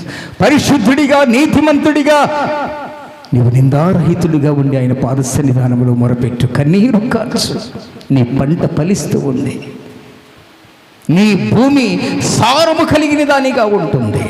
రెండవ శాపం, అతని భూమి సారము లేనిదిగా ఉండెను. మూడవది, నీవు భూమి మీద దిగులు పడుచు ఏమట? మూడవది ఏదట? మూడవది దిగులు పడుచు. దిగులు ప్రియులరా, కుటుంబంలో ఎన్నో సమస్యలు. దిగులు ఈ దిగులుతో కయ్యూను బ్రతుకు కలవరమైపోయింది. కయ్యూను బ్రతుకు కలతలపాలైపోయింది. కయ్యూను బ్రతుకు ప్రియులరా దిగులు పడుచూ పోయాడు. ఆదరించే దిక్కు లేకపోయాడు, దిగులు పడుచూ వెళ్ళిపోయాడు. ఈరోజు ప్రియ దైవజనగమా, హేబేలు యొక్క నేలలో నుంచి మొరపెట్టుచున్న హేబేలు యొక్క రక్తము నిన్ను దిగులుగా చేస్తుంది, నిన్ను బానిసగా చేస్తుంది. పాపానికి బానిసగా, ఒక మనుష్యునికి బానిసగా దిగులు పడుచు. ప్రియులరా, వేసిన పంట విస్తారముగా ఫలించదు. వేసిన పంట పసరికమైన పురుగులు, మిడతలు వేసిన పంటను తినేస్తున్నాయి. వృద్ధి లేదు, అభివృద్ధి లేదు. ఎంత సంపాదించినా చినిగిపోయిన సంచిలో వేసినట్టే. అప్పుడు కుటుంబంలో ఏమవుతుందండి? దిగులు. మూడవదిగా యేసయ్య రక్తం. ఆయన ఈ లోకం నుండి వెళ్ళేటప్పుడు, ప్రభువా అయ్యా నీ రక్తం పరలోకములో ఉంది అన్నావు, నీ రక్తం ఎప్పుడు మొరపెడుతుందన్నావు. ఇప్పుడు మేము ఏకాకులమయ్యా, మేము ఇక్కడ ఒంటరిగా ఉండాలి ప్రభువా అన్నప్పుడు ఆయన అంటాడు, మా శాంతిని మీకు అనుగ్రహించి వెళుతున్నాను. హేబేలు యొక్క రక్తము దిగులునిస్తే, నా యేసయ్య రక్తము శాంతిని అనుగ్రహించింది. శాంతిని, సమాధానమును నీకు ఇస్తూ ఉంటుంది. నాలుగవది అందుకు కయీను, నా దోష శిక్ష నేను భరింపలేనంత గొప్పది, నేడు ఈ ప్రదేశం నుండి నన్ను వెళ్ళగొట్టితివి, నీ సన్నిధికి రాకుండా వెలువబడి దిగులు పడుచు భూమి మీద దేశ దిమ్మరినై. నాలుగవ మాట ఏంటంట? దేశ దిమ్మరి, గూడు విడిచిన పక్షితో సమానం. నయోమి ఏమైపోయిందండి? విస్తారంగా బెత్లెహేమును విడిచి, ప్రియులారా, సమృద్ధి, రొట్టెల బుట్ట, రొట్టెల గంప. బేతేలు అంటే సమృద్ధిగా ఆహారము గలది, కానీ ఆశ పుట్టింది. ఆ ఊరికి వెళ్తే ఇక్కడ కూలి 250 అంట, అక్కడికి వెళ్తే 650 అంట. అంటే ఏం చేసిందండి? నేడొక పట్టణమునకు వెళ్ళి వ్యాపారము చేసుకొని సంపాదించుకుని వారులారా, రేపేమి సంభవించునో మీకు తెలియదు. మోయాబు దేశమునకు వెళ్ళింది. ఏమైపోయింది? సమస్తమును మగ పురుషుడు లేకుండానే, ప్రియులరా, 2 కుమారులను పోగొట్టుకుంది, భర్తను కూడా పోగొట్టుకుంది. ప్రియులరా, మనం ఏదో సంపాదించాలని సొంత గూడును విడిచి, సొంత ఇంటిని విడిచి వెళ్ళి ఒక యవనుడు, ఎవరండి? సేనాదయము పట్టినవాడు, సమాధుల్లో నివాసం చేస్తున్నాడు. ఇల్లు విడిచి తిరుగువాడు, గూడు విడిచిన పక్షితో సమానము. దేశదిమ్మరైపోయాడు. హేబేలు యొక్క రక్తము నేలలో నుండి మొరపెడుతూ ఉంది, రే నీవు దేశదిమ్మరైపోతావు. మన బిడ్డలను కూడా శపిస్తుంటాం కదా, నువ్వు ఉంటే నా ఇంటికి ఆశీర్వాదం కాదరా, ఈ పోరా వెళ్ళిపోరా, నువ్వు దేశదిమ్మరే వెళ్ళిపోరా. ఈ మాటల అర్థం ఏంటో తెలుసా? భూమి మీద ఉన్న ప్రతి రక్తము కూడా మనుష్యుని శపిస్తుంది. పరలోకములో ఉన్న యేసయ్య రక్తము మాత్రం ఏం చేస్తుందట? ప్రియులరా, నీవెక్కడ నాటబడ్డావో, ఎక్కడ విత్తబడ్డావో, నువ్వు సారవంతంగా నువ్వు ఫలించాలని, నువ్వు సారవంతురాలిగా ఉండాలని ఆయన ఆశపడుతూ, నాటిన చోటనే మహావృక్షములా చూడాలని ఆశపడతాడు ఆయన. దేశదిమ్మరిగా కాదు, నాటిన చోటనే. ఒక స్త్రీ అంటది కదా, విధవరాలు, అయ్యా నాకేమిటి లేవయ్యా, కొంచెము పిండి బుడ్డిలో కొంచెము నూనె, నా కుమారుడు నేను అది చేసుకుని అప్పడముగా భుజించి చావాలనుకున్నామయ్యా. వచ్చే కరువు చూస్తే 3.5 సంవత్సరము పెద్ద కొండలా కనిపిస్తుంది మాకు.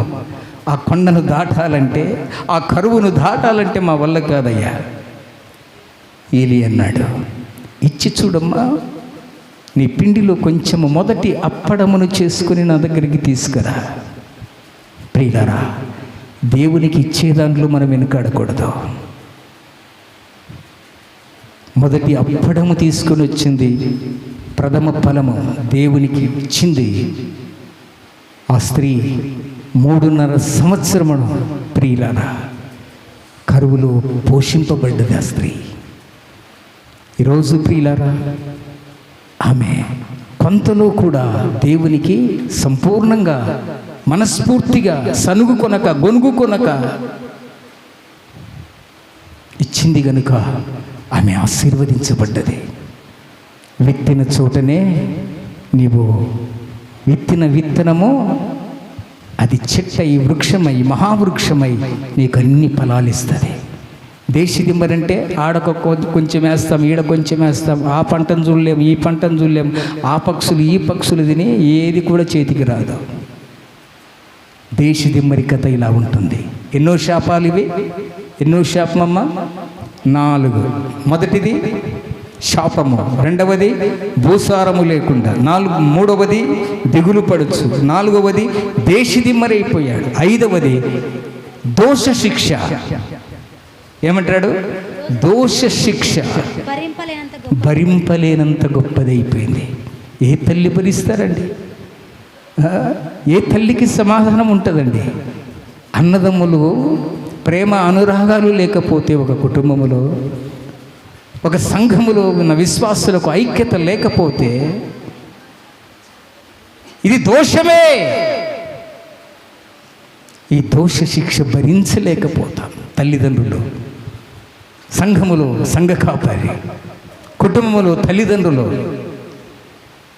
క్రీస్తునందు ప్రియ దైవ జనాంగమా, అందుకే ప్రభు అంటాడు, రోమీయులకు రాసిన పత్రిక 8వ అధ్యాయం 1వ వచనంలో అంటాడు, క్రీస్తు యేసునందున్న వారికి ఏ శిక్ష విధియు లేదు. యేసును కలిగి బ్రతికి ఆయనను కలిగి ఉంటే ఏ శిక్ష మనకు రాదండి. ఆ శిక్షను మనము ప్రేమించుదాం. యేసు క్రీస్తునందున్న వారికి ఏ శిక్ష విధియు లేదు. 4వది, 5వది అయింది, 6వది ఈ ప్రదేశమును దోష శిక్షను భరించలేనంత దోష శిక్షను భరింపలేనంత గొప్పది నేడు ఈ ప్రదేశం నుండి నన్ను వెళ్ళగొట్టితివి. Praise the lord. 6వ మాట వెలివేయబడుట. 6వ మాట వెలివేయబడుట. వెలివేశాడండి. ఏ రక్తము వెలివేయబడింది కయ్యూనును? ఏ రక్తము? పాపముతో కూడిన రక్తం. తల్లి గర్భములో నుంచి వచ్చిన ప్రతి మానవుడు పాపే. నేల మీద మొరపెడుతున్న హేబేలు యొక్క రక్తము వాణ్ణి వెలివే అంటుంది. తప్పిపోయిన కుమారుడు యొక్క అన్న ఏమంటాడు తెలుసా? నేను ఇన్నేళ్ళు నిన్ను కనిపెట్టుకున్నాను తండ్రి, నా కోసం కనీసం ఒక విందన్న చేశావా, ఒక మేక పిల్లనైనా కోసావా, నువ్వు విందు చేశావా అంటే తండ్రి అంటాడు, ఎల్లప్పుడూ నీవు నాతో ఉన్నవాడివిరా. వాడు తప్పిపోయి దొరికాడు, చనిపోయి బ్రతికాడు, తన తప్పు తెలుసుకుని తండ్రి దగ్గరికి వచ్చాడు. వాణ్ణి ప్రేమించురా అన్నాడు. ప్రియులారా, వెలివేయబడుట. ఎవరిని వెలివేస్తారండి? ఎవరిని వెలివేస్తారండి?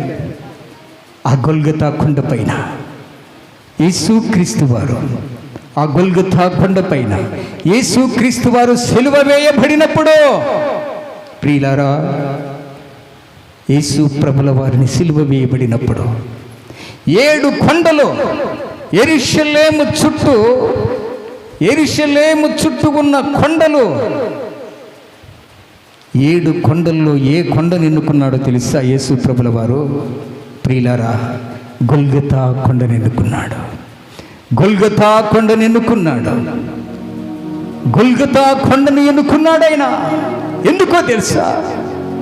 అక్కడ కుంటివారు, అక్కడ గుడ్డివారు, అక్కడ వికలాంగులు, దివ్యాంగులు, ఏ ఆదరణ లేనివారు,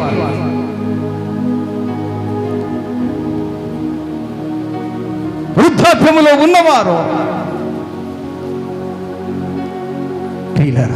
వారందరూ ఒక జట్టుగా అక్కడ కూడుకొని ఉంటారు.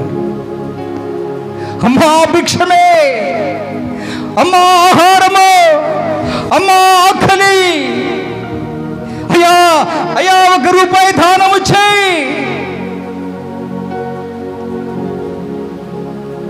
ఆ గొల్గొతా కొండ కాడ, ఆ గొల్గొతా కొండ దగ్గర వెలివేయబడిన వారి కోసము నా యేసయ్య 2000 సంవత్సరముల క్రితము, 2000 సంవత్సరముల క్రితము వెలివేయబడిన వారిని యెరూషలేము పురములోనికి తీసుకుని రావాలని, ప్రియులారా, ఆయన సిలువలో దేవాలయములో ఉన్న ఒక తెర 2గా చినిగిపోయింది.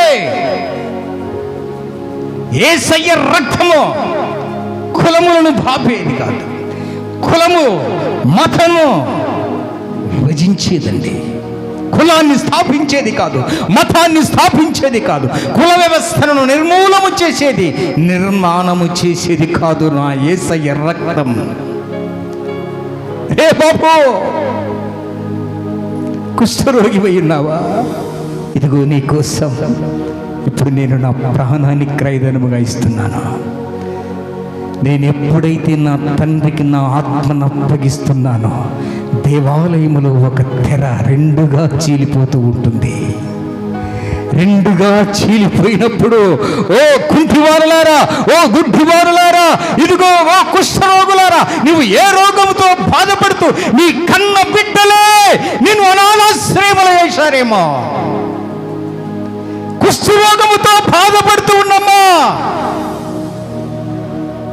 ఇక నా రక్తము నేను ఈ పాపుల కోసం నేను ఇచ్చిన తరువాత ఎవ్వరు కూడా నిన్ను అడ్డు తొలగించలేరు.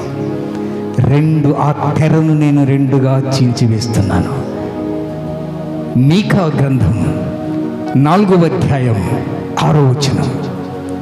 మీకా గ్రంథం 4వ అధ్యాయం 6వ వచనం. సిలువలో,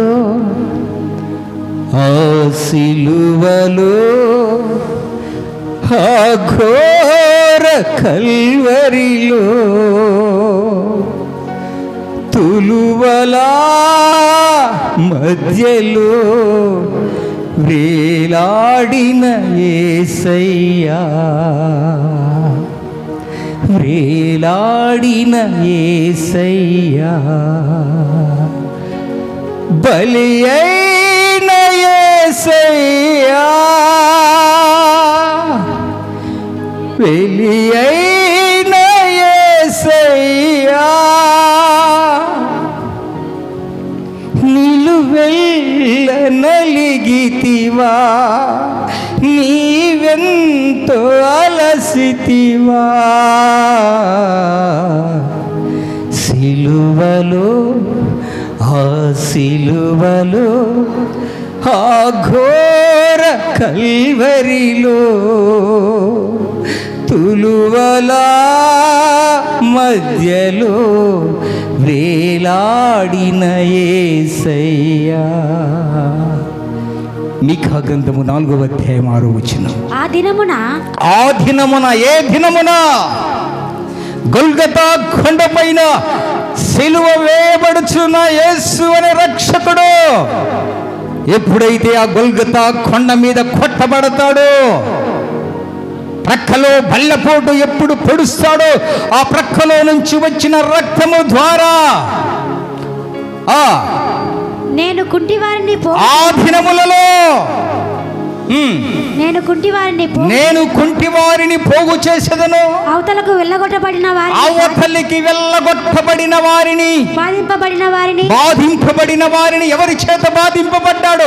అన్న చేతిలో చెల్లి చేతిలో అన్న, తల్లిదండ్రుల చేతిలో బిడ్డల చేతిలో తల్లిదండ్రులు, భర్త చేతిలో భార్య చేతిలో భర్త. బాధితులు, బాధింపబడుచున్న వారిని సమకూర్చుదును. చప్పలు కొట్టి దేవుణ్ణి మహిమపరుస్తాం. నేను సమకూరుస్తాను. అడ్డుగా వచ్చిన గోడను నేను నిర్మూలము చేస్తున్నాను. నా యేసయ్య రక్తం అడ్డు గోడను పడగొట్టేసింది. కుంటివారిని, గుడ్డివారిని, బాధింపబడిన వారిని అందరినీ యేసయ్య రక్తము ఏకము చేసింది. వెలివేయబడ్డావా ప్రియులారా? మదర్ తెరీసా కుష్ఠరోగిని గాయములు కట్టి గాయములు కడిగి అలాంటి ప్రేమను చూపిందండి. ఆమెనే తూలనాడుతున్నారు. మనమైతే కుష్ఠరోగులను ఇంటిలోనికి గవిని దాటి గ్రామములోనికి లోపలికి రానివ్వం. వెళ్ళగొట్టబడ్డావా, వెలివేయబడ్డావా? నా యేసయ్య రక్తం నిన్ను ఆదుకునేది. నా యేసయ్య రక్తము నిన్ను కౌగిలించుకునేది. దొంగల చేతిలో చిక్కబడిన వాడు గాయములతో కొట్టుమిట్టాడుతూ కొర ప్రాణముతో ఉన్నప్పుడు వారిని వాహనము మీద మోసుకొని వచ్చి వాని గాయములు కడిగి ద్రాక్షారసము తాపి నూనెతో గాయములు కడిగి పూటకూళ్ళ వారి ఇంటికి చేర్చిన మంచి సమరయుడు ఎవరు అంటే మన జీవము కలిగిన దేవుడు. కులము లేదు ఆయనలో, మతము లేదు. నీవు గుంటలు పడిపోతావు. ఎవడన్నా వచ్చి అట్లా చెయ్యి అందిస్తాడు అంటే నా కులస్తుడే రావాలి, నేను లేయను. నా కులము డాక్టరే రావాలి, నా కులము నర్సే రావాలి, నా కులము డాక్టరే వచ్చి ఆపరేషన్ చేయాలి, నా కులము డాక్టరే, నా కులము ఆటోనే రావాలి, నా కులము వాడే రావాలి. కులము మతము అని మనుష్యులు విర్రవీగుతున్నారండి. నా కులము, నా మతము.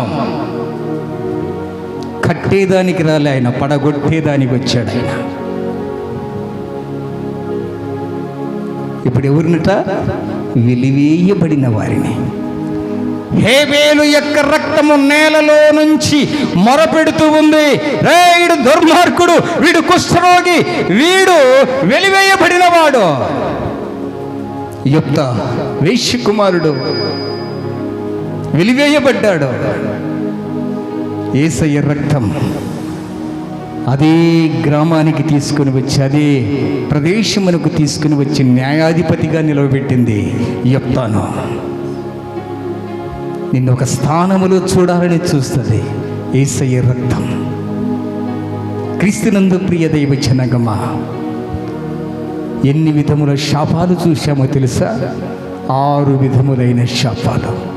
ఒకటి శాపము, రెండవది భూసారము, మూడవది దిగులు, నాలుగవది దేశదిమ్మరి, ఐదవది దోష శిక్ష, ఆరవది వెలివేయబడుట, ఏడవది మరణం. ఏమన్నాడు ఆ మాట చదువమ్మా? 4వ అధ్యాయం 12వ వచనం రాయబడి ఉంటుంది. 15వ వచనం చదువు. అందుకు యెహోవా అతనితో వెలివేయబడుట, దిగులు పడుచు భూమి మీద దేశదిమ్మరినయ్యింది. కావున నన్ను కనుగొనువాడు ఎవడో వాడు నన్ను చంపునని యెహోవాతో అనెను. అందుకు యెహోవా అతనితో కాబట్టి ఎవడైనను కయీనును చంపిన ఎడల వానికి ప్రతిదండన ఏడంతలు కలుగునని మరియు ఎవడైనా కయీనును కనుగొని అతనిని చంపకయుండునట్లు యెహోవా అతనికి ఒక గుర్తు వేసెను.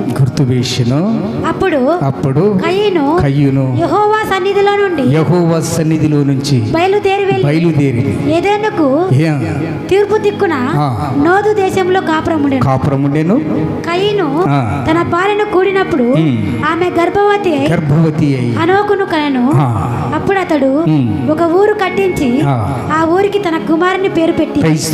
ప్రియులారా, చివరి మాట, పాపము వలన వచ్చు జీతము మరణం. కయ్యూను ఏమైపోయాడట? మరణమైపోయాడు. నరహంతకుడిగా బ్రతుకుచున్నావా? కత్తి పట్టువాడు కత్తితోనే పోతాడు. ఏమి విత్తుతావో అదే పంట కోస్తావు. ఒక నరహత్య చేయబడ్డాడు. నరహత్యని తమ్ముణ్ణి చంపినందుకు ఎన్ని శాపాలు చేయట? నీ కుటుంబములో ఎవరినైనా శత్రువుగా భావించి హత్య చేయాలనుకుంటున్నావా? ప్రభు అడుగుతున్నాడు సూటిగా. కత్తితో పడవలసిన అవసరంలే, మాటతో నీవు హత్య చేయాలని చూస్తున్నావా? ఓ సహోదరి, ఓ సహోదరుడా, సంఘములో నీ పరిస్థితి ఏంటి? నీ కాపరిని హత్య చేయాలనుకుంటున్నావా? కత్తితో కాదు, మాటలతో.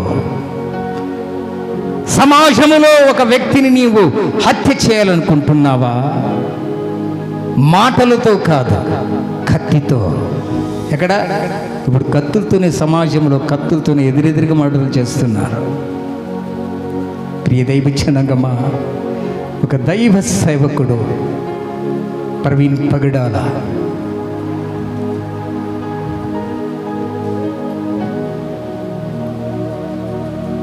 సుప్రీంకోర్టులో ఏ న్యాయవాదిని కూడా పెట్టుకోలేదండి. ఆయన ఏ న్యాయవాదిని కూడా వద్దన్నాడు. నేను క్రైస్తవుల పక్షమున నేనే వాదిస్తానని సుప్రీంకోర్టులో రిట్ పిటిషన్ వేశాడు. ప్రియులారా, ఆ పిటిషన్ 16వ తారీఖు మొన్నటి దినాన సుప్రీంకోర్టుకు వచ్చేసింది. వాదించవలసిన ప్రవీణ్ గారు ఎక్కడున్నారండి? చనిపోయాడు. వాదించవలసిన దైవ సేవకుడు క్రైస్తవుల పక్షమున,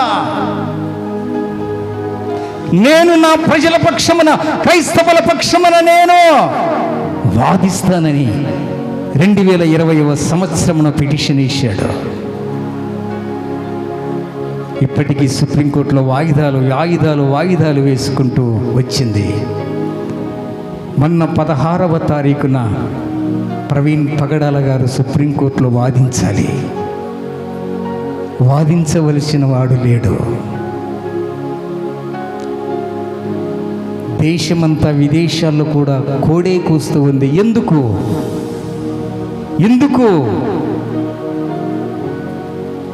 16వ తారీఖు రాకమునిపై ఆయన్ని ఎవరు చంపారో? క్రైస్తవుల పక్షమున పోరాటము చేస్తున్న యుద్ధ వీరుడు, మహాజ్ఞాని. ప్రియులారా, ఒక త్రాగుబోతుగా చిత్రీకరించారు. చివరికి సమాజం ఎట్లా పోతుందండి?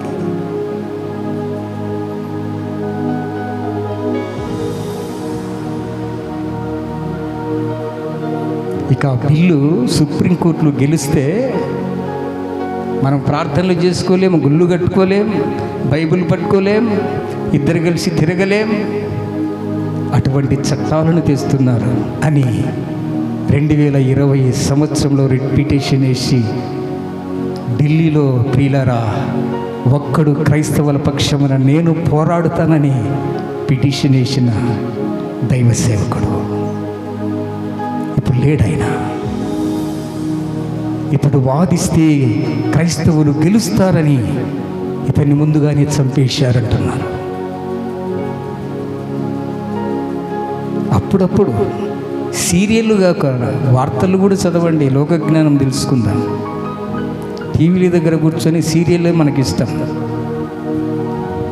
క్రీస్తునందు ప్రియ దైవ జనగమా, లోకం ఎటుపోతుందో తెలియదు. వెలివేస్తున్నారు, దళితులను వెలివేస్తున్నారు, క్రైస్తవులను వెలివేస్తూ ఉన్నారు, అంటరాని వారని వెలివేస్తూ ఉన్నారు. నా యేసయ్య అస్పృశ్యత అనేది ఉండకూడదని ఆ పాపమనే శాపమనే అడ్డుగోడను పడగొట్టి, రే మానవుడా, పాపం వలన వచ్చు జీతము మరణమురా, పాపం చేస్తున్నావు. కయ్యూను నరహత్య చేయబడి 7 శాపాలు తల మీదికి తెచ్చుకున్నాడు. కయ్యూను యొక్క శాపాలు పోగొట్టడానికి 7 విధములైన ఆశీర్వాదాలు మన తల మీదికి దేవుడిచ్చాడు. వీటన్నిటి మనం మర్చిపోకుండా ప్రియులారా ఈ 7 మాటలను మన మనసులో పెట్టుకుందాం. ఈ గుడ్ ఫ్రైడే శుభదినమున మొట్టమొదటి మాట, తండ్రి వీరేమి చేయుచున్నారో వీరెరుగరు గనుక వీరిని క్షమించుడి. ఆయన మొదటి మాటలోని క్షమాపణ ఉంది. రెండవది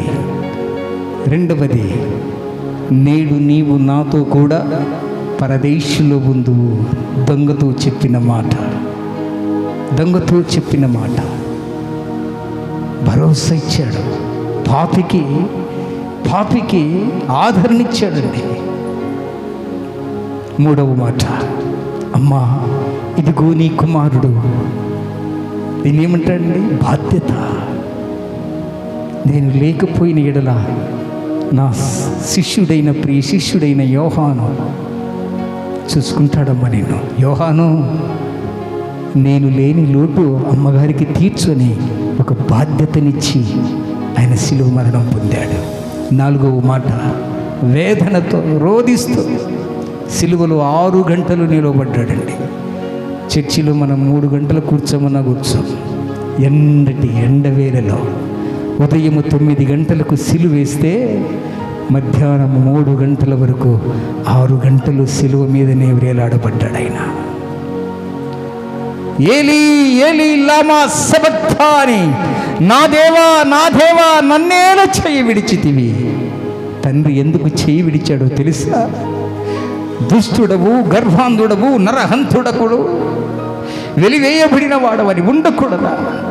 నీతో ఉండాలని, ఇమ్మానుయేలుగా నీతో ఉండాలని ఆయన ఆశించి తండ్రి చేయి విడిచి నీ చేయి పట్టుకోవాలని 4వ మాటగా చెప్తున్నాడు. నా దేవా నన్నేలా చేయి విడిచిది. 5వ మాట, సిలువలో దాహం అని తప్పించిపోతూ ఉన్నాడు.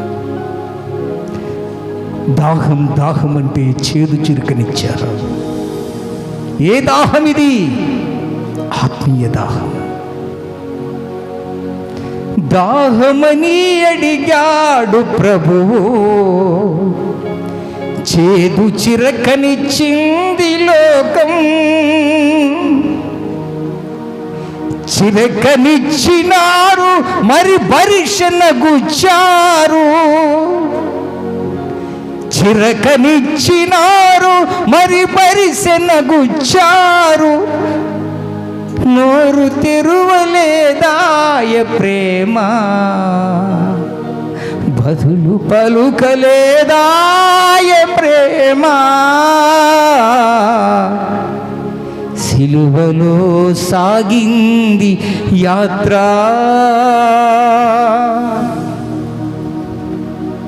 ఐదవ మాట దాహం దాహం. ఆరవ మాట తండ్రి, యోహాను సువార్త 17వ అధ్యాయం 4వ వచనం అంటాడు, నీవిచ్చిన పని ఎంత నేను సమాప్తము చేసి ఉన్నాను తండ్రి. సమాప్తమైనది. నీవిచ్చిన పనిని నేను ముగించి ఉన్నాను తండ్రిని, సమాప్తమైనదని చెప్పి 7వ మాట తల వంచి, తండ్రి నా చేతికి, నీ చేతికి నా ఆత్మను అప్పగిస్తున్నానని 7వ మాట పలికి ఆయన విశ్రమించాడు. ఆయన సమాధిని ఎలా గెలిచాడో, దేవుని చిత్తమైతే ఈస్టర్ పండుగ రోజు ఆయన ఇప్పుడు గెలిచిన కేకలు గెలిచాయి, సమాధిని చేశాయి. ఇప్పుడు సమాధిని ఎలా గెలుస్తాడో ఈస్టర్ పర్వదినాన మనం నేర్చుకుందాం. ఇప్పుడు కేకలు గెలిచాయి, సమాధిని చేశాయి.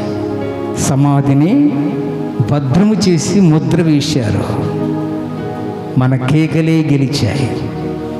ఏ నాయకుడిని ఎన్నుకోవాలో మనమందరము, ఇప్పుడు అక్కడ రోమా ప్రభుత్వంలో కేక అంటే ఓటు అని అర్థం.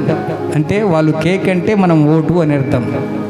అక్కడ కేక వేస్తున్నారంటే మనం కూడా ఓటు అనే ఆయుధం ద్వారా ఒక నాయకుని ఎన్నుకుంటాం. మనం బడుగు బలహీన వర్గాల మీద పోరాటము చేసి అసెంబ్లీలో, శాసనసభలో, శాసన మండలిలో, పార్లమెంటులో నోరు విప్పే దళితులు ఎవ్వరూ లేరండి క్రైస్తవుల పక్షమున. అందుకే పార్టీలకు ఓటేస్తాం కానీ నాయకునికి ఓటేయం మనం. అక్కడ బరబ్బాను కోరుకుంటున్నారు. ఎవరు విడుదల కావాలి అంటే బరబ్బా కావాలంటున్నారు. ఈయన ఏం చేశాడయ్యా అంటే వాడు దేవదూషణ చేశాడు. భూమి మీద నిలవకూడదు, దేవుడు దేవుడు అంటున్నాడు. ఎన్నో బూతులు తిట్టిన వానికి లోకము ఎంత మర్యాద అండి. వాడెవడో ఒకడట, ఏం పేరండి, బట్టలు లేకుండా తిరుగుతాడు చూడు, ఏనన్నా గోపి, బట్టలు లేకుండా ఒకడు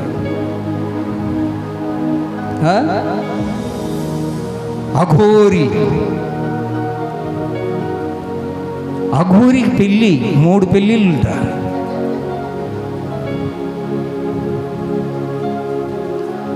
వాడు ఎంత బూతులు తిడతాడు.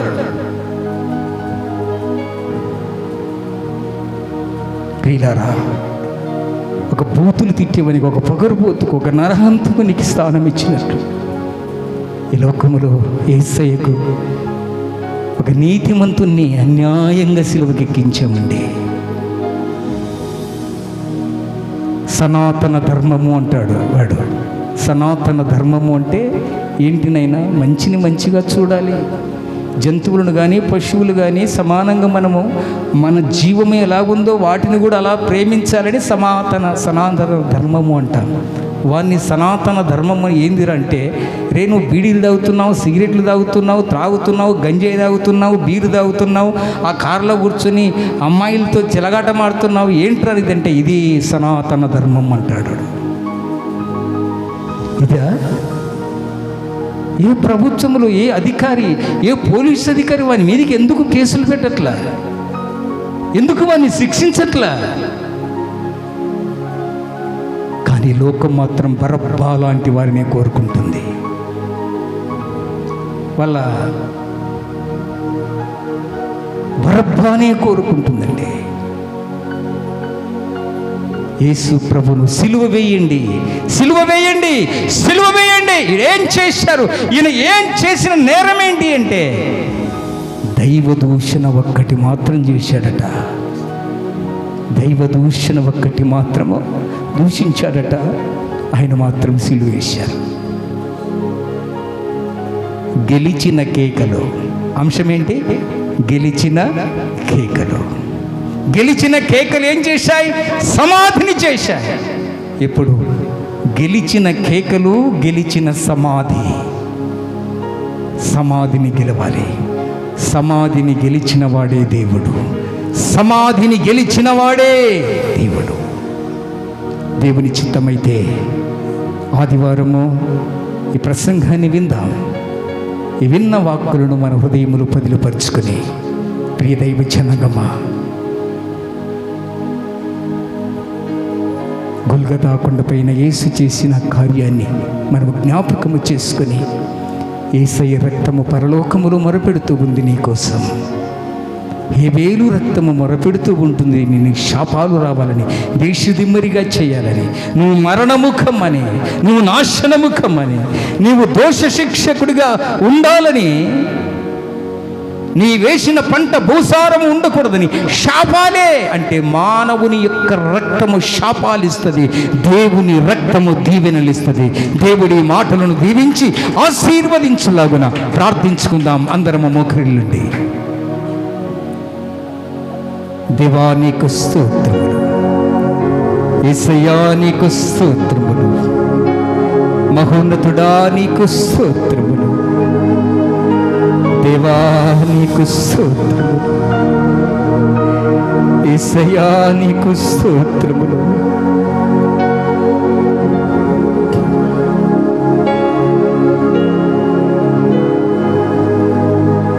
ఎక్కడున్నావు సోదరా,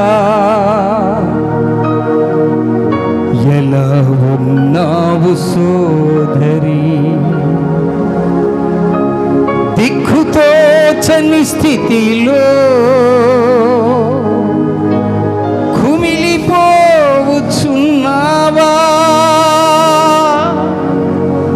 శ్రమల సుడిగుండాలలో నలిగిపోవచ్చున్నావా,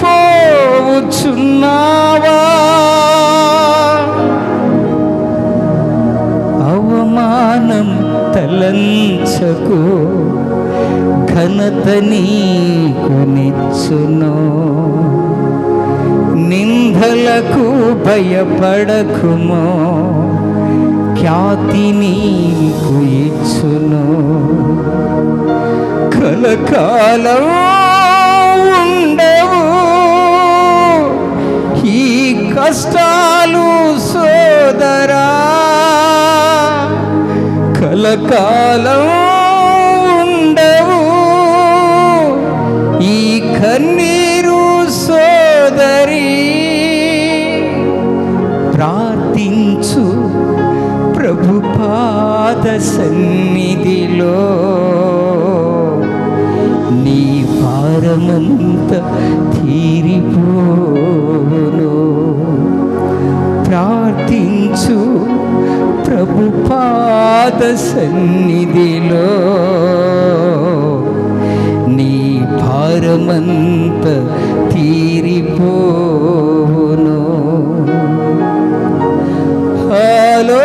ఆలోచించకు,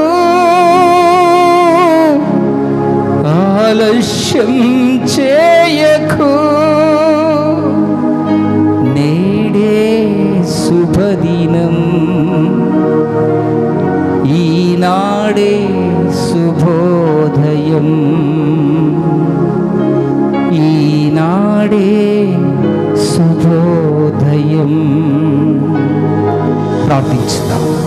మహోన్నతుడా, ప్రేమ కలిగిన తండ్రి, సర్వోన్నతుడా, ఎడ్ల యొక్కయు మేకల యొక్కయు రక్తముతో కాకుండా నిష్కల్మషుడవు, పవిత్రుడవు, నిర్దోషి అయిన రక్తము ద్వారా పాత నిబంధన గ్రంథము, క్రొత్త నిబంధన గ్రంథము, రెండు కత్తుల యొక్క కలయికని కత్తెర ఈ బైబిల్ గ్రంథము. పాత నిబంధన గ్రంథం అంతయు గొర్రెల యొక్కయు మేకల యొక్క ఎడ్ల యొక్క రక్తముతో కూడింది. క్రొత్త నిబంధన యొక్క రక్తము నైనా మా ఆరాధ్య దైవమైన యేసు ప్రభుల వారి యొక్క ప్రశస్తమైన రక్తము చేత పవిత్రమైన 2వ గ్రంథం ఇది, క్రొత్త నిబంధన గ్రంథం. ఈ గ్రంథాన్ని మాకిచ్చి నీ రక్తాన్ని చిందించి నీ రక్తము ద్వారా పరలోకములో ఉన్న జ్యేష్ఠుల సంఘ సమూహములో, నీతిమంతుల సమూహములో, పెద్దల సమూహములో, దేవదూతల సమూహములో నిరంతరము భూమి మీద ఉన్న ప్రతి మనుష్యుని కోసం నీ రక్తము మొరపెడుతుందని, ఆ రక్తము ఆశీర్వాద వచనాలే. నీవు రక్తమిచ్చి కొనబడిన నీ బిడ్డల కొరకు ఆశీర్వాదాలతో వారిని దీవిస్తూ ఉన్న దేవా నీకు స్తోత్రములు. భూమి మీద ఉన్న నేలపై ఉన్న హేబేలు యొక్క రక్తము శాపాలు పెడుతూ ఉంటే, పరలోకములో ఉన్న యేసయ్య రక్తము ఆశీర్వాదాలను ఇచ్చేది. ఈ విన్న 7 మాటలను మా హృదయములు పదిలపరుచుకొని ఈ గుడ్ ఫ్రైడే శుభదినమున మేమందరము నైనా శాంతిని, సమాధానమును, నిబ్బరమును పొందుటకు నీ కృపను అనుగ్రహించమని యేసు ప్రభు నీ పరిశుద్ధమైన నామమున ప్రార్థించి అడిగి వేడుకొని నీ మేలులు పొందుచున్నాము తండ్రి.